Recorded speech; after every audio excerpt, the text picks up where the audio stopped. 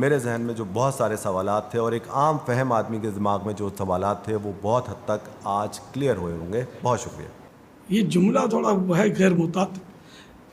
آپ کا ذہن کلیئر ہوا اور یہ آپ نے کہا وہ یہ خدا جانے آپ جانتے ہوں گے کہ ساری باتیں سمجھ میں بھی آئیں گی نہیں.